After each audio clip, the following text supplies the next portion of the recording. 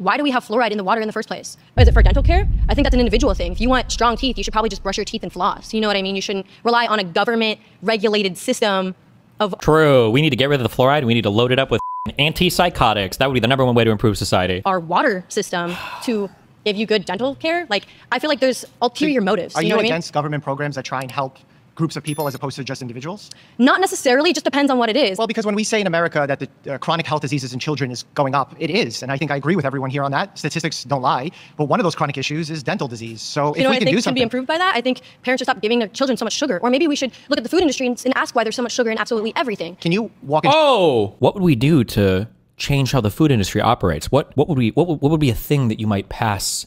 Regulations. Starts with the letter R, yeah, and it rhymes with regurgitation. Undulation. Yeah. Chew gum at the same time? Are you going to bring up correlation? No. Yeah, you can walk and chew gum at the same time. So you can do both things. Like, sorry, I shouldn't make fun of my giving their children so much sugar. Or maybe we should look at the food industry and ask why there's so much sugar in absolutely everything. Can you walk and chew gum at the same time? Are you going to bring up correlation? No. What did correlation even have to do with that? Oh my god, she's so fucking dialogue treed. Holy shit. Yeah, you can walk and chew gum at the same time. So you can do both things. Like, why can't we encourage patients and parents to not overfeed their kids added sugars and make government programs that improve children's health? But there's no point, like, why would I want water with an extra ingredient if I could just have pure water? You know what I mean? Why would I need a government organization? Well, you can buy water without fluoride. But why should I have to buy it? I think water, obviously, nothing's free. I'm getting really pedantic here. Water is not pure water generally, no? Like, isn't pure H2O called distilled H2O? Like, if you buy, like, pure distilled water in the store, it's, like, purely distilled. Like, that's what I think it's supposed to be 100% H2O or whatever. Like, I'm pretty sure people keep saying pure water will kill you and is bad for you. I feel like there was a YouTube video that came out on this, and now everybody's repeating this retarded fucking... I seriously doubt pure water will kill you. My guess is you probably need some amount of electrolytes or whatever, but we probably get plenty of fucking sodium and everything else from our diet that I seriously doubt drinking pure water will fucking kill you. Destiny, you're splitting hairs? Well, no, because adding a little bit of fluoride to the water, you know, if it already has minerals and other shit in it, she's acting like I could either get pure distilled fucking water or I can get this poisoned fluoridated water. But, like, water without chemicals should be free to get. If I want to drink out of my faucet, I should be able to do that. That's not water without chemicals, though. That's not right. I'm almost positive I'm correct on this. You don't get, like, distilled water out of your fucking faucet. I'm almost positive on this. Without having fluoride in it, without having to worry about fluoridosis or any other, like, you know, over-fluoridation, you know, in my body. Why would I not be and you're against privy to that? buying a filter to get rid of I'm not against that, but why should I have to go out and buy that? Well, because everything in healthcare or public health always has a trade-off. Like, if I'm giving anyone any medication, any therapy, there's always risks and benefits. So when we think about the benefit of putting fluoride in water in order to get kids to have healthier teeth, we think about the impact on the general population. And in fact, you're right, there's been some research that shows people who have high levels of fluoride, especially children, actually this doesn't apply to adults at all, but only for children, they can have neurologic issues. Exactly. However, it's very important to look at the numbers and the areas that were studied, because certain areas, like in Asia, they have naturally... Pure water would leach minerals from your body. Wouldn't that be a benefit to most Americans? My understanding is our diets are naturally way too high in sodium regardless. Am I wrong on that? Where's my doctor people? Very high levels of fluoride, not added by the government, natural occurring fluoride. And those numbers are quite high. So it really depends on what that number is and what that safe number is. The thing about Asia is if that's naturally in the water, then people from Asia are naturally adapted to that, which means it wouldn't, like, so if you move to Asia, 100% pure unmineralized water would dehydrate you. It would bind to all the salts in your body, but don't we already have bodies that are already high in salt content? Have neurologic issues? If you said, then people from Asia are naturally adapted to that, which means it wouldn't, like, so if you moved to Asia, you would have neurologic issues? If you said it didn't apply to adults, then maybe not. Because I mean, as a child. As a child, probably. If you're not from that area, your body's not adapted to that, which means if there's studies shown that people who have high levels of fluoride in their body have neurological issues, then yeah, I'm sure that they would. Well, but also, on another note, hold on one second. On another note, why? Because if there's fluoride in the water and fluoride in the toothpaste and chemicals in our food, there comes a point where these things start stacking up, and I would much rather have kids with cavities than kids with neurological issues. You know what I mean? That's a false choice. You're not choosing kids with neurologic disease or cavities. That's not really the two choices you're making when you're making that decision. So what's the choice? So I guess my question to you is, when you say chemicals, like oxygen's a chemical, water's a chemical. So how do I am trying to really get down to the core of your argument to better understand you. I'm not trying to get you to I promise. So, like, how do you decide what a chemical is? Is dihydrogen monoxide a chemical in your book? Can you give me, like, the short version? Dihydrogen monoxide. Is that oxygen? No, that's water. Water. Oh, water. But, like, that's what I'm saying. Like, you can I'm make not anything. a chemist or anything. But I'm not trying to trick you. No, that's a compound. That's a compound. There's chemicals. There's a difference between endogenous chemicals, things that I can make, my body makes, right?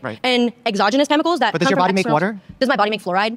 But does your body make water? You need water to live. I need water to live. Okay, but my body is 72% water, which means that I am fully made of water. Like, I was born. We need essential amino acids. I was born with water. You know what I mean? Myself.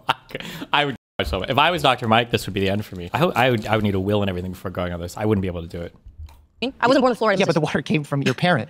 My what? Yeah, my parent, of course. Who got water from the environment. That's fine, but like, so where did the first single-celled amoeba get the water from? You know what I mean? Like, any living being has water, right? But not everything. We need the water to survive. We need food to survive. We're not here to debate about water. Right. So what's your point? My point is, how do you decide what's a bad chemical versus a good chemical? The effects on the body. Okay, right. pause. We're out of time. Okay. Thank you so much. Nice to meet you. My first rounded claim is that RFK Jr. is decimating public health and should step down as Secretary of Health and Human Services. Oh, shit. I think, did I have this complaint the first time that he's just like a little bit too nice or was trying really hard to be apolitical? Hello there, hello, Mike. hello. Dr. Mike. Nice to meet you. Nice to meet you. How do you feel about my claim? I think your claim is absurd because we've got someone that is actually challenging, which is science. I mean, science is about scrutiny, not Orwellian obedience. And if we want to find the truth, we should always have both sides of the story and, you know, check out both sides and then find what the truth is. That's interesting because in some ways I agree with your... I will never be able to... It's got to be quiz time. Should I do it to Dinesh? I need to still sit down and figure out what my rhetoric... I just really want to grill the fuck out of people that say shit like this. Oh, okay, you're right. Science should be about scrutiny. What scrutinizing have you done? Give me the last 5 papers you read. Give me the last 3 papers you read. Give me the last 1 paper that you've read. Any. Give me the last 3 abstracts you've read. What science do you do if it's so important that you won't trust any doctor or professional, the AMA or anything else? What do you read? Talk to us about it. It's nothing. Your statement, we should absolutely be skeptical, and science is about proving our initial thoughts wrong. When we do research, for example, we try and look at not just our hypothesis of what we think is going to happen. We actually try to prove the null hypothesis. We actually try to design research that disagrees with us. So I'm curious why you think Secretary Kennedy right now is the correct pick versus what you claim to be the other side. So I'm curious why you think Secretary Kennedy right now is the correct pick versus what you claim to be the other side. Let's put it this way. We had to live through the medical tyranny of COVID, and his organization, Children's Health Defense, was on the front line of pushing back against that tyranny. I was part of that. I did protests, and I started a rally in Beverly Hills that was very popular. By the end of the year, we had 4,000 to 6,000 people marching through the streets saying, enough is enough. You know, they first, like Fauci, told us, oh, you know, the masks don't work. And then, oh, you need to wear a mask. And then it was 2 masks. So again, the goalpost just kept moving and moving, and we knew it was just baloney. I mean, anybody can smell a rat. And, you know, we just see a lot of the same pattern, like during HIV, for instance. Remember that backroom, the NIH and the government were demonizing this with doctors. And then we find out that it actually does help HIV. But they didn't want to care because they wanted to push AZT, which made a lot of money for Big Pharma. Same thing happened during COVID. Backroom, they just see a lot of the same pattern, like during HIV, for instance. Remember that backroom, the NIH and the government were demonizing this with doctors. And then we find out that it actually does help HIV. But they didn't want to care because they wanted to push AZT, which made a lot of money for Big Pharma. Same thing happened during COVID. And we had 2... I don't know what the bathroom... Is AZT, is that how people abbreviate azithromycin or whatever? It's just an antibiotic, right? Hasn't Big Pharma almost cured HIV? Why would they do that? My food's coming soon, so I can eat while watching this. I hate these people. I just wish they should just be banned from hospitals. If you don't trust any of it, that's fine, then don't go. Fuck you. Doctors here in California that had a 99% success rate. Okay, it was Brian Tyson and George Fareed, and they had 7. AZT was an early antiretroviral. Oh, okay. I'm sorry, my bad. What do they call what's the abbreviation for azithromycin? I feel like I say like AZT or AT or something. AZT is a big topic in the Rogan sphere. Oh, so it's obviously retarded then, right?